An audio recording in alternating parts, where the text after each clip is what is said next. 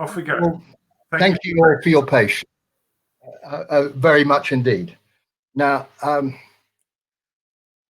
this is a paper that I've written with Warwick McKibben from the ANU for the Oxrep issue on economics of COVID. And as Cameron said, we had a number of papers in this about international cooperation of various kinds. And this macro on trade, on macro, on finance, and on the funding of the World Health Organization, four very different ones. Let's go specific in this talk for the next 15 minutes or so on macro issues. Everybody's been complaining about how this looks so different from when Gordon Brown was running the world in the way that he so loved doing in early 2009. I have to say, with extraordinary cooperation from Barack Obama and all those gathered in that summit in London in April 2009. But when we slid into the COVID crisis, many of my colleagues turned to me and said, well, listen, David, what exactly macro cooperation do you think is needed? It's all very well, blah, blah, let's cooperate, but fun and games is not what cooperation is about. It's about a purpose. And here is the story. The key points are about there being a coordinated macro policy response, not yet a content as what that shall be, with leadership completely missing, and we'll talk about that in questions. There will be a role for the IMF in the background, and we're going to run this proposal through a model and show you just what a big difference what we've done would make. So what kind of, I'm still, the rabbit isn't out of the hat yet, very deliberately. What macro levers might we pull? Well, excuse me, interest rates at zero bound, there's nowhere to go with that. Remember, after the dot-com crash, interest rates cut instantly. Can't go there. Of course, central banks are doing a remarkable amount on liquidity and confidence. We prevented a financial crisis happening as a spillover from COVID in a very remarkable way. And there's a whole seminar about that, but I'm not going to talk about that today. Many countries have loan guarantees, and there's a whole lot of micro stuff to discuss about support for firms, but I still haven't got there. This is where I'm going, to fiscal policy. And let's skip forward one slide, and I'll come back to this one. Just look at this extraordinary picture from the IMF Fiscal Monitor, which shows spending in red as a percent of GDP on the right-hand side,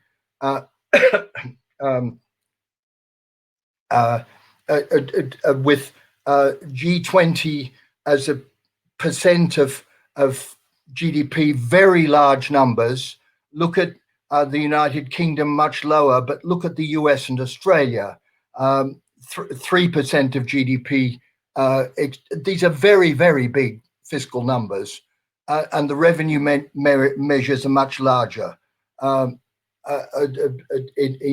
Italy, I said that wrongly, the equity and particular the guarantees are much larger, and loans, and we've all got reservations about loans because they have to be repaid.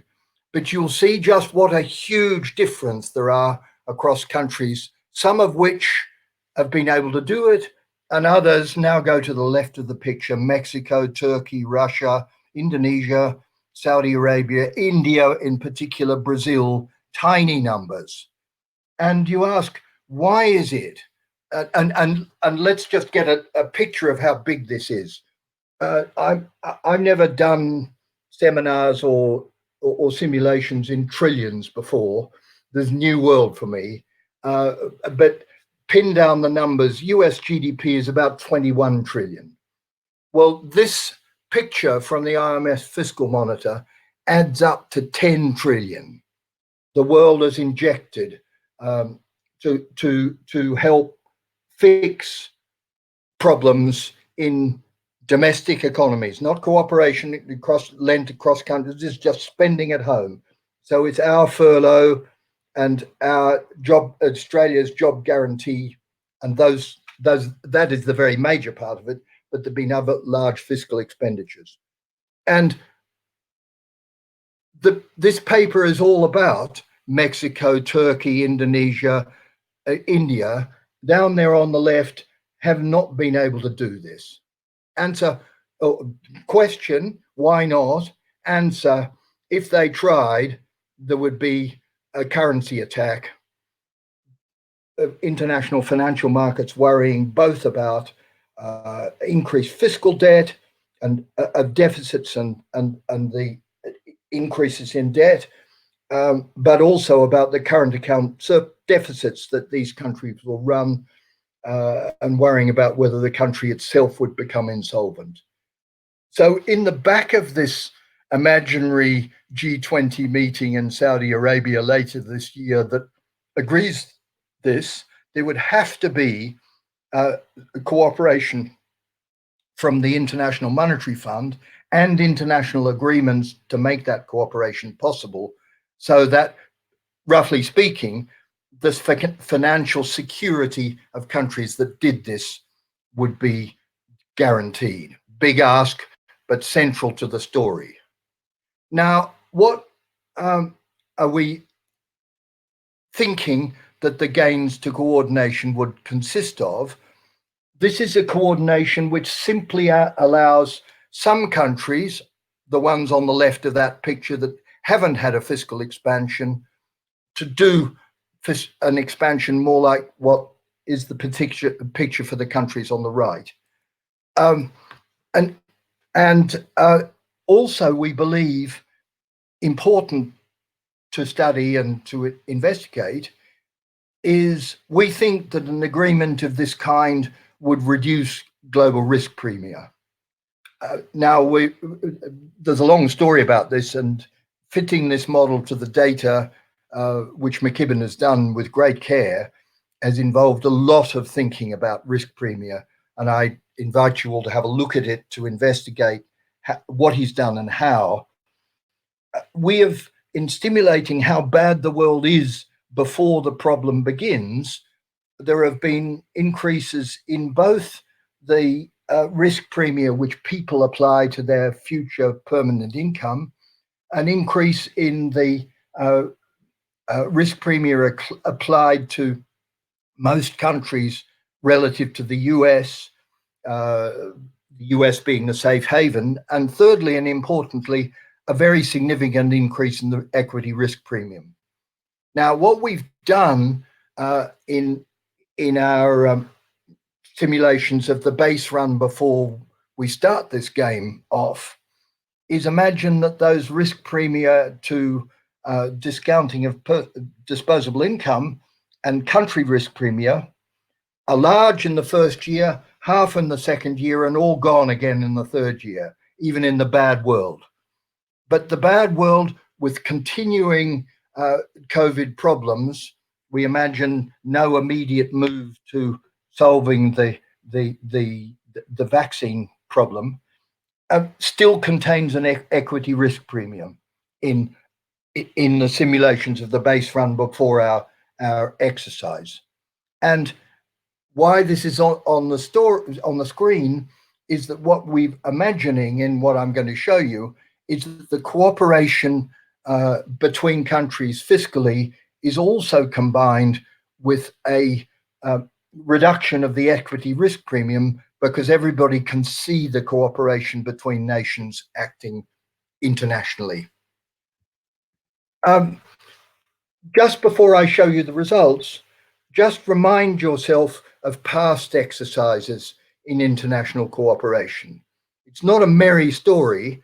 The only good story, there are two, and there are two or three bad stories on this page. One good story is way back in 1980 with the second oil crisis. There was a genuine global cooperation by nations together to fiscally stimulate. Much later on, in the early 90s, there was a considerable discussion about cooperation with monetary policy in an inflationary world. People were concerned, and this was a Thatcher-Reagan game played out amongst people amused in economic seminars. Suppose Thatcher does a very tight monetary policy and appreciates the exchange rate of Britain, then that will make imports into America more expensive and imports into Britain cheaper, and will lower our inflation and push up theirs. Well, guess what? The US would do the same to us, and this two-world game would produce a really bad outcome. Cooperation would involve them understanding not to do this. We all know that cooperation of this kind didn't actually happen, but it was where much of the initial understanding about international cooperation in macroeconomics was first thought about, discussed, and worked through. Next was the GFC in 2008-9, where the cooperation led by Barack Obama and Gordon Brown involved very great fiscal expansion of the kind that I'm going to be talking about here. But a grim story is to remind you of what happened just a year later at the G20 summit in Toronto in 2010, when our Chancellor, George Osborne, teamed up with Schäuble and with the US Treasury to cooperate in austerity. Austerity led to much less fiscal work in helping solve the crisis than most people thought desirable, but it also led to countries trying to do quantitative easing and depreciate their exchange rate and steal jobs from each other. The cooperation in austerity turned into exchange rate warfare in a way that was extremely unsatisfactory. What we're trying to do is something most like what it says on this slide about what happened during the GFC. So what's the numbers? Very large numbers. You remember I said that US GDP is of the order of 21 trillion, and advanced countries at the moment have stimulated to the extent of about 10 trillion, huge numbers. The McKibben-Vines exercise in this paper that I'm talking about would put an extra 3 trillion onto government debt in the countries of the kind I've described over a period of 5 years. Let's pass quite quickly to the results, but just before I do so, I want to just say a little bit about how to reach an agreement. Just as the slide, and I flick back here, about international cooperation in macro policy doesn't produce very many good pictures or stories, part of the reason is that international cooperation is of a very particular kind in a world where there's no political oversight because, of course, no global government. And those of you in the audience who've worked on the IMF and the World Bank know very well about conditionality, namely an international institution imposing requirements on countries which are given benefits through the international institution. That's to say, you get a cooperative global assistance, but there's people there in the background going like this, making sure you do what you're told. What we're advocating is something much more like 2009. You get together, you identify the problem, you agree what's going to be done, and then you let countries get on with doing it themselves. No enforced conditionality. A little footnote, disputes in Europe about the way that Greece and Italy have been treated by the European Commission. That's exactly the kind of issue that I'm footnoting here, which could have a much larger discussion in our questions and in further analysis. We talk a bit about it in the paper. Now, here's some pictures. And I'm sure you can just about read the top line, which says, for the critical countries, which I'm going to identify as A2 and E2, GDP goes up by 2.7 and 2.4%, very large numbers as a result of this injection. Now, I'm going to tell you a bit about what countries are. The A1 countries are all down below. You can see all the places like Australia, US, Canada, France, UK, that have already done the fiscal expansion they need. These are countries standing here saying international cooperation involves us helping the rest, right? So there's got to be some rest. Well, let's divide the rest into the rest amongst advanced countries and the rest in the best of the world. Well, who are the rest amongst advanced countries who haven't been able to do the fiscal expansion that they want and need?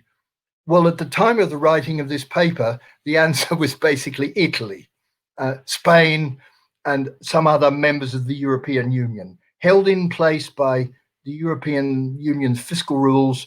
And the Financial Times and other papers were just full of complaints about how the Commission was preventing them doing what they look across at Germany, France, and Britain and say, this is ridiculous, we're not allowed. You and I all know that there's been an agreement last week, fought tooth and nail to the end, with the European Recovery Fund. What's not yet clear is how much Italy will actually be able to do. But you might say that Italy has been, Spain, a few others, have been pushed in the direction of McKibben and Vines and smile and say, isn't that a good idea? What's the non-advanced country, emerging market country that's done all it wants? Well, there's only one of them in the E1 column, that's China. And China is not constrained internationally and has been enabled to do exactly what it wanted. So the real deal is E2 countries. And look at the bottom of the list. It goes on and on in alphabetical order: Argentina, Brazil, Indonesia, India, Mexico, Russia, Saudi Arabia, South Africa, Turkey, and rest of this and rest of that. Heaps of countries, all of whom in this simulation have been entitled to do this massive fiscal injection. 6% of GDP in the first year, 4% in the second year, and 2% in the third year, mirroring how badly the COVID shock is at the beginning and dwindling away. Discuss why dwindling and blah, blah later on. I've just given you a picture of the shape of the process. And so the big deal is the E2 countries with GDP going up by 2.2%. Now, COVID has caused a collapse in GDP of a number order of 12 or 13%. So this is McKibben and Vines aren't fixing the world, but this is a very big amelioration of the problem. And if you look at the employment numbers, they're very significantly larger. And that's because the detailed work in the model that we're using enables us to talk about a reduction in real wages in the countries that does this, and also changes in relative prices. That two things that enable employment to go up quite a bit more than GDP. Essentially, this stimulus enables expenditure to go up by those who receive the income from the stimulus, and the expenditure is concentrated on labor-intensive industries. That's the shorthand version of the story. Now, look at the fiscal position. Ratio of GDP in the first country, the budget deficit, and we've got the numbers there. Minus means, but the deficit's got worse, and in the E2 countries, minus 1,000. Get the numbers right, 1,300,000,000,000. Why? This is a tax cut. Tax cuts cause increased fiscal deficit. Look at the current account position, the trade deficit. The trade deficit of these countries, minus 715 billion. Very big trade deficit, because you're stimulating the economy by cutting taxes. Now let's look at what happens to the rest of the world. Well, the rest of the world benefits. Why? Just straightforward locomotive effects. Expansion in one part of the world sucks in imports from the other part of the world. So there's an export boom in the parts of the world that aren't doing this. That's a positive split. I let you spend more money, and when you spend it, some of it will be spent on my stuff. Roughly speaking, is the simple version of the story. How does it work? Well, straightforward open economy macroeconomics tells us how it works. Fiscal expansion by tax cuts in all that long list of countries leads them to have more expenditure, less deflation than there would have been, depending on the details of the simulation. In some countries, actually, some more inflation. Tighter monetary policy. Remember that we're talking in the COVID world in which monetary policy has been very loose. So what tighter monetary policy means is not quite as loose monetary policy. That's how we run the McKibben model. And of course, the currency will be not as depreciated as it would have been.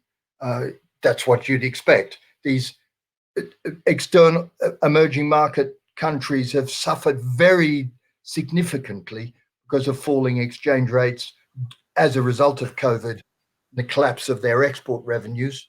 Being able to expand and have tighter monetary policy than they would have, and having a more appreciated exchange rate, is all part of a good package. But what do we see in the other countries? You and me in advanced countries, somebody's appreciation is somebody else's depreciation. So not only do we have locomotive effects of Mexico and Brazil and whatever purchasing more of our imports, but also our currencies are somewhat more depreciated and more competitive, and we export more that way. So you would expect me to say that this is all a big deal, wouldn't you? And it's a big deal. You'd expect me to say it's a good deal. But we come back to where I began, and this is open for questions. There needs to be leadership to make this happen, which is just not there. And in particular, there needs to be support from the International Monetary Fund that would enable the countries that I've described in that long list to be able to achieve the extra budget deficits and the extra current account deficits without being subject to international speculation and currency attack. So, Cameron, that's my story. Thank you very much. Fantastic, David. Thank you very much indeed. Now, after a brief Q&A with me, because I'm going to abuse my position as chair here and ask you some questions directly, we do have time for Q&A. There's 3 lined up already, but if you wish to ask David a question, do hit that Ask a Question button on the bottom of your screen. So to kind of, I'm a simple person at heart, and what I'd like to do here is just really cut to the what, how, and the why here. So I started, as you were talking, indeed, as I was reading your paper, asking why isn't an individual national response here enough? Why doesn't individual nations just doing what they narrowly would think to be in their self-interest, why doesn't that add up to something sensible at the global level? And the first point you've made is that, well, there's an awful lot of countries who actually just can't help themselves here. Yeah, that's right. And so part of the story is simply kind of helping your neighbor when they're literally down and many of their people are dying. And the reason they can't help themselves is because they've got limited fiscal positions, concerns about debt and currency attacks. So then the question is, well, what can we do to help them? Well, we can chuck them a whole lot of cash in the form of IMF-related facilities or others, and we'll come back to that in a second. But why would we do that other than just the goodness of our hearts? And you've given us three answers to that question. I mean, the first is that there is this locomotive effect. If half the world goes down, that's half the world's demand gone, and the whole, you end up with a global recession, and we're in a mess as well. So no human is an island, and our economies are all interconnected. That's for me the big reason. Yeah. Second reason you've given is reduced risk premia, which, as I understood it, was firms need to be confident of future demand levels, and if you've got a large, coordinated, clearly communicated multinational governmental stimulus, then firms are going to think, okay, it's going to be all right. I'll invest and create jobs and so on and so forth. And then the third one you gave was because actually, if we are to have an expansion, you want a balanced expansion, and just an expansion by the A1 countries doesn't give you balanced economic activity around the world. So I think that's the core of your argument. Now, if I come to a key question, actually, it's in the list of questions been asked by someone called Kogila.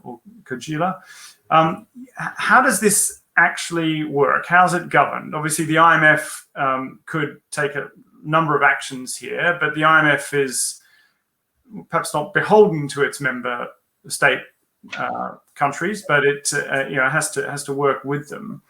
So what exactly is the pathway? Not in an ideal world, but in a kind of plausibly realistic world. Who should do what here to make this coordination real?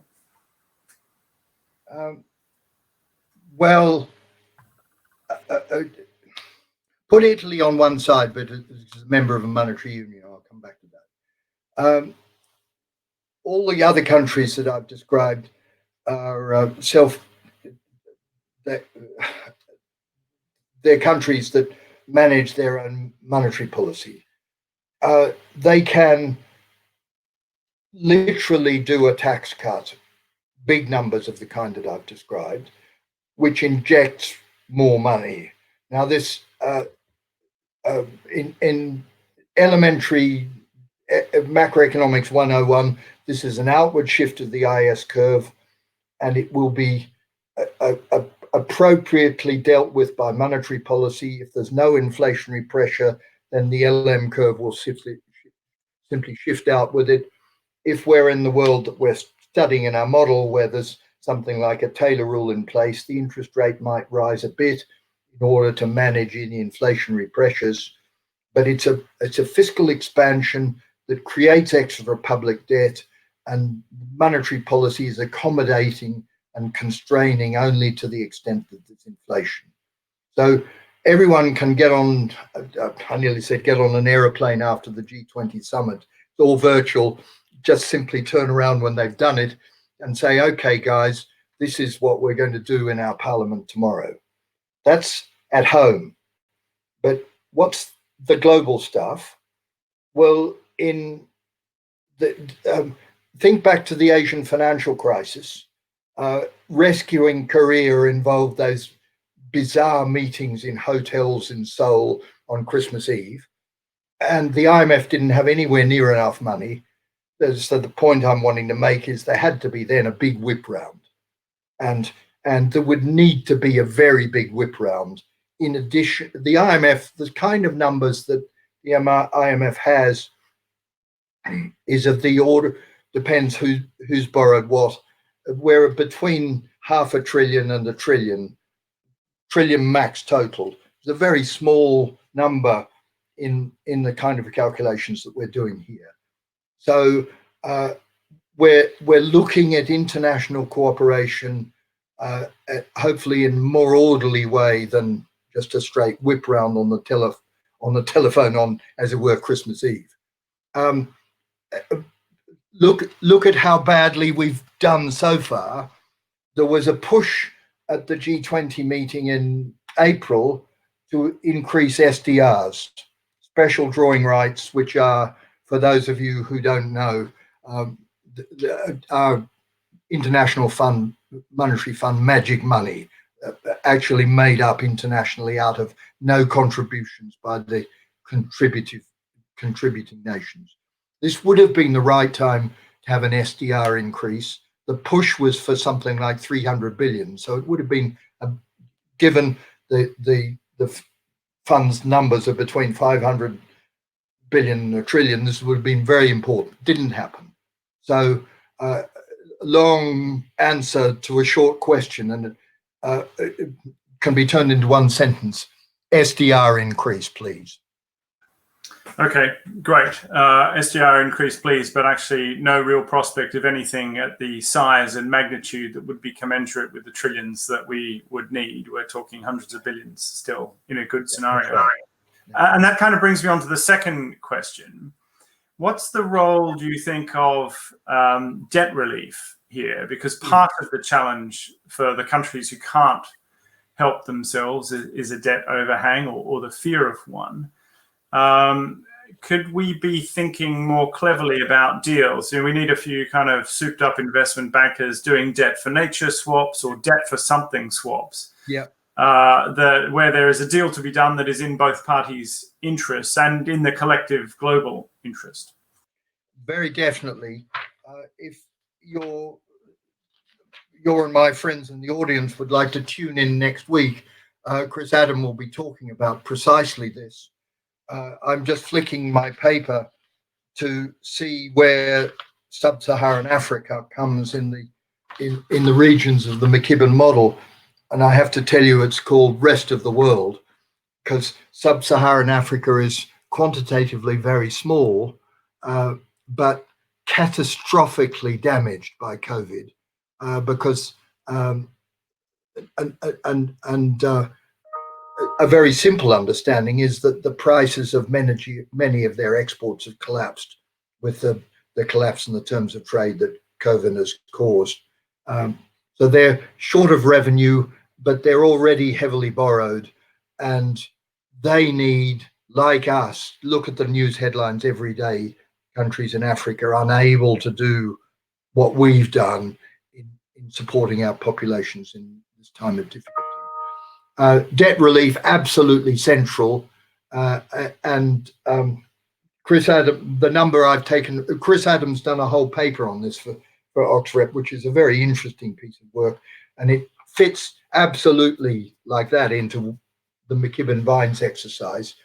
And the numbers look like between 2 and 3 times the normal amount of aid for sub-Saharan African countries.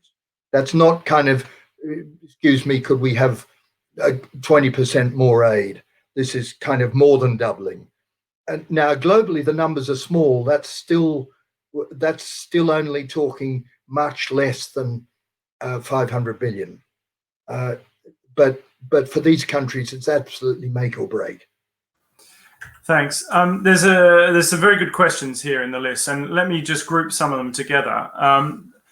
Quite a few relate to really the concept of uncertainty here. Yeah. There's uncertainty as to whether we're in a recession or depression, as Patrick points out. There's uncertainty as to whether we'll have a vaccine sooner or later or ever. And there's a big kind of uncertain question about, as a result, how much money needs to be on the table. What does good macro coordination look like in these sort of circumstances where we face some pretty deep uncertainties? Very good question.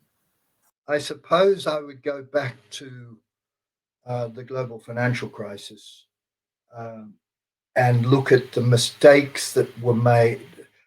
I'm going to give you an evasive answer, which is we will certainly not be able to do whatever it takes, that magic phrase.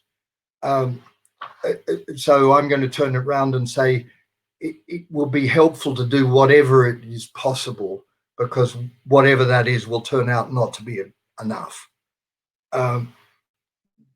Properly evasive answer, but Okay. look back at what happened after the global financial crisis, when the package in London, 2%, much smaller numbers than now, 2% global fiscal stimulus, and an agreement not to put up tax rates when there was collapse in fiscal revenues. Perfect for a year, and then they all got together in 2010 in Toronto and started doing austerity and wound it back.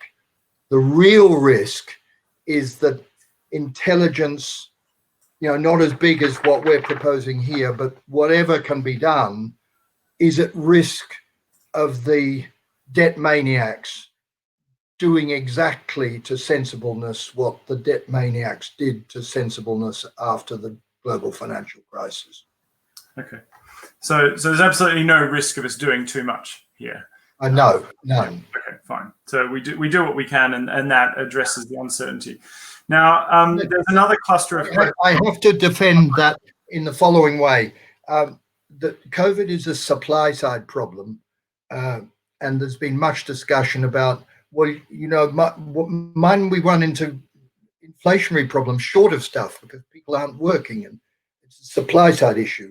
The work that Warwick and I have done, and that many others have done, suggests that the demand repercussions of this supply constraint are, I nearly said, much larger. They're certainly larger than the supply side problems. Why? Because it's depressed investment. Although people will consumption smooth and bad time, you spread it out, the difficulties, that would tend to make you think that this is a supply constrained economy.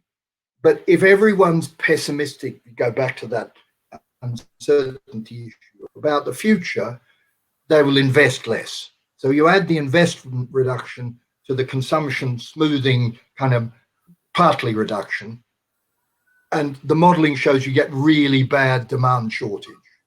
That's why I'm not worried about inflation, and I'm not worried about the debt austerity issue.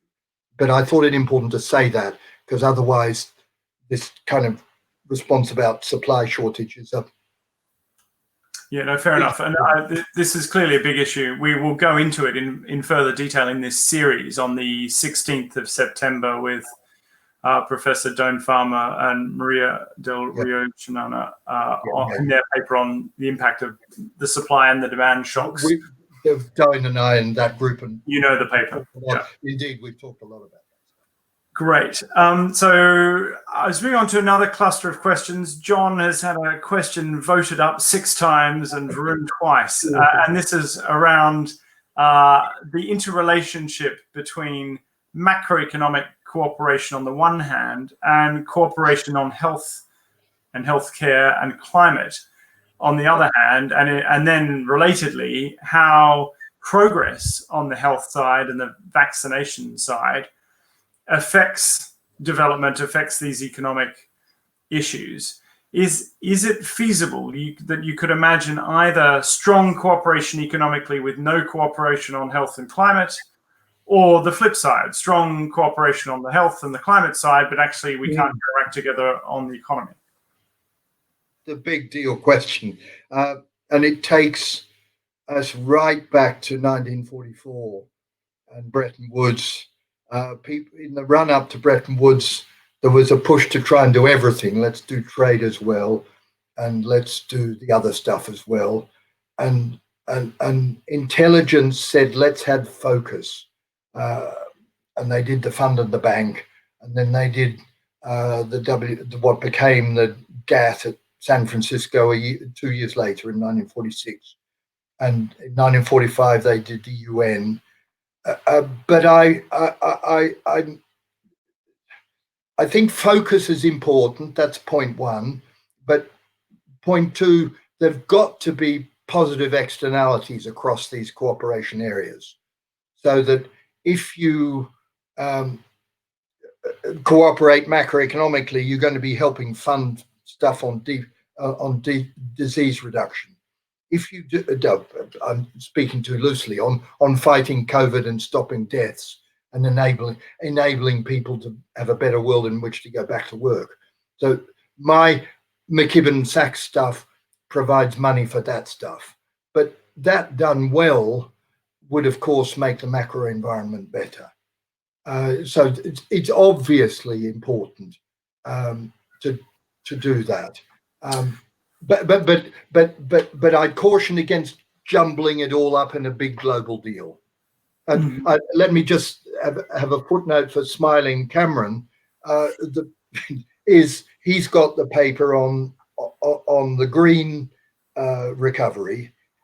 Now the McKibben Vines paper was very deliberately evasive. We just cut taxes and stuck it in the model and did some numbers. But of course, you would not want to just cut taxes. You try and do fiscal stuff in I nearly said a focused in a particular direction sort of way. So that I can see a cooperation of this and the Cameron Hepburn stuff as well. Well, I have to say I'm pleased to see a few questions along those lines being posted, but I won't prioritize my own personal interests unless they get upvoted to the extent that I can't ignore them, people. Sure. But actually, on the question of Bretton Woods and how to pull this together, do we learn anything from the fact that the EU did manage to get its act together, as you say, hammered out at great length, under great duress to the last minute, etc. Do we learn anything positive or perhaps negative about cooperation and how it can or should work from the EU Recovery Fund? That's Valerie's question. Very good question. So I'm going to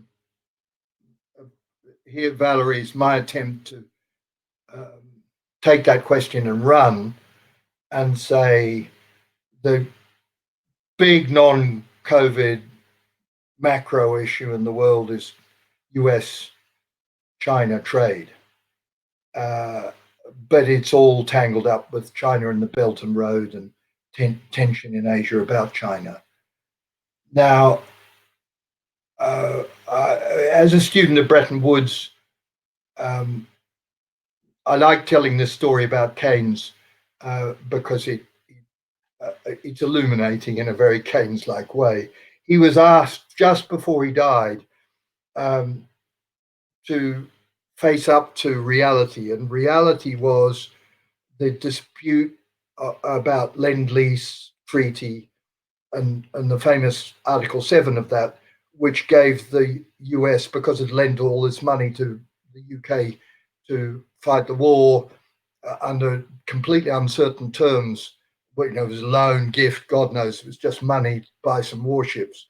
But Article 7 gave the US the right to insist on the conditions of the reconstruction of the world order afterwards. And guess what? These preconditions look like pulling to pieces the British Empire, including imperial trade preference. And this person said to Keynes, for Britain, the post-war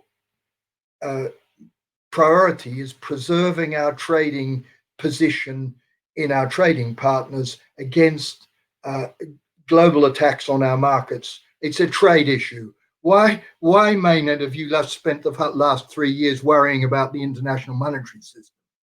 And Keynes said, now I'm turning into dramatic rhetoric, it's all in the speech, says, until you've sorted out the macro, you can't begin to do the trade stuff properly. And his particular story was, you just start doing trade calculations and then exchange rates change violently and you don't know what you're doing in your calculations. Now, there is, in the Trump-China trade war stuff, there is a complete misunderstanding that a lot of the US current account difficulty is, and including, no, I'll say it this way, is about what economists would call absorption, the amount of expenditure at home relative to output production at home. So it's the level of demand rather than the ratio of relative prices that's fundamentally driving that trade position. Furthermore, people who think about it sensibly understand that international trade is a global network of stories. And for the US, what matters is its overall trade position, not its particular trade with a particular country, because that all maps out in global crisscross of trading relationships between countries. So to the questioner, I would say, understand my country, Trevor Swan's the most famous Australian contribution to macroeconomics, in fact, economics in total, is a famous thing called the Swan diagram. And this shows that for a country facing an external position, what is important to get right is both its relative prices, which includes, of course, protection and or exchange rates, but also its ratio of expenditure to income. And trained macroeconomists like me go around the world saying, let's try and get the macro right so that once we've done that, we can then begin to think about these trade problems which people are fighting each other so hard about. Okay, fair enough.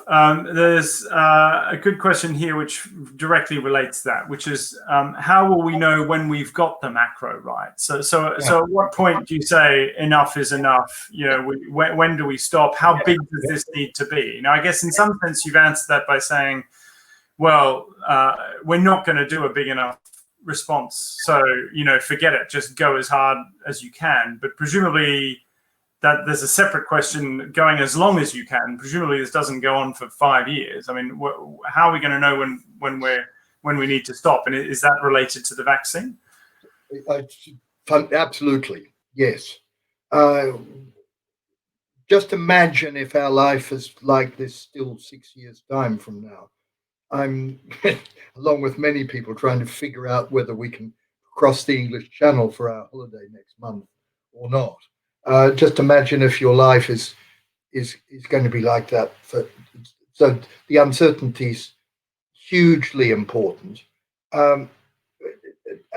Here's an institutional response to your question. How do we sure? So I'm turning your question into how are we sure we're not doing too much? Well, guess what? In a world of great uncertainty, what you need is trusted institutions to not constraining rules, but delegation to institutions that you trust to respond well in the circumstances. Now you say, come on, David, please be a bit more precise. Important part of how we'll know, two parts. Whether we've done enough or too much is, of course, the inflation problem. And the resilience of central banks that stand for, of course, financial stability, but also price stability. That's to say, inflation, we've never gone for zero, not above a steady low number. And so one answer is when inflation threatens, we'll know we've done nearly too much. That's a way of turning that question into a process answer of an institution that you trust dealing with it. I have to take the second one. When will you know if motoring madly towards levels of public debt as high as in Japan, when will you know if that's just madness and too much? Well, the answer will be when long-term real interest rates look like they're going to start seriously rising. And that's why we've established our Fiscal Council. It hasn't had to do very much in the last 5 years, except mainly pronounce about the reliability of forecasts when people thought the politicians were cheating. Well, that's important also. But its fundamental purpose is to help us understand this set of questions about public debt. If we've got central banks we trust and and fiscal council. The Europeans now have fiscal council institutions in much of the European Monetary Union architecture. If we you see how I've evading the specific question by giving an institute, and it's not evasion really, it's properly replying to the question by giving an institutional response of processes that we trust. Okay, and we've got time for one more. I'm afraid the question on, I'll leave this with you to ponder, David. Do we really want to be re-stimulating our economies when we know we're on a pathway to catastrophe on the climate side anyway? That was the question that I'm not going to ask you to answer because it's been outvoted by a question on... Look, I know I'm going to die between now and sometime, but I do want to have a holiday in Greece before I die. That's my frivolous answer to that question. Well, but I'm threatening to derail the conversation. Sorry. No, I'm sure you could take one on a synthetic fuel that's carbon neutral, or an ammonia, or take a beautifully exactly. That's right. Train journey or something there. But the real question, the last question, is on populism.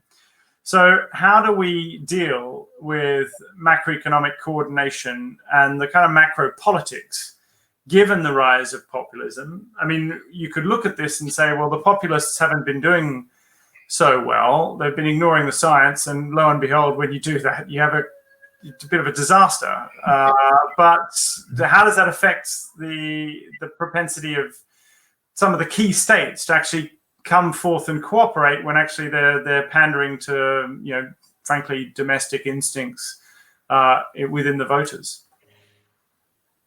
It's a very good question, and I'm going to give you a strange answer. Proud of my own original home country, Australia. Australia had a really bad set of macroeconomic policy institutions. At its center, extreme protectionism, and it did battle with Argentina in the 1960s to be the most heavily protected country in the world. And the institution that there were some very important economists. Many of the audience will have heard of Max Corton, whose ideas were fundamentally important in teaching Australians about the madness of that. And but there was also an institution called what's become the Productivity Commission, which is a widely trusted, and I heard one of my respected colleagues in Australia describing this institution up there with the Central Bank of Australia, and I would say this, wouldn't I, along with the universities, as the three great kinds of institutions of state in the country of Australia. And this Productivity Commission is a place where trusted economists, yes, trusted ones, are asked to write detailed reports on questions of national interest, which inevitably involve weighing up costs and benefits of policy changes. And this is not evading the question. It's about populism, because protectionism in Australia was a very populist kind of strategy in its heyday.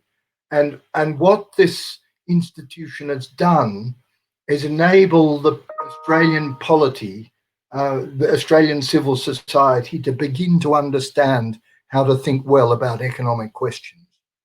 And I'm actually working with some colleagues at the minute to push for the establishment of such a institution in my adopted country, in Britain, because of course, like everybody, I'm thinking about Brexit, but I'm also thinking about the reform of health and social care, and these deeply important political economy questions, if analysed well by people who are trusted, will make a big difference to populism.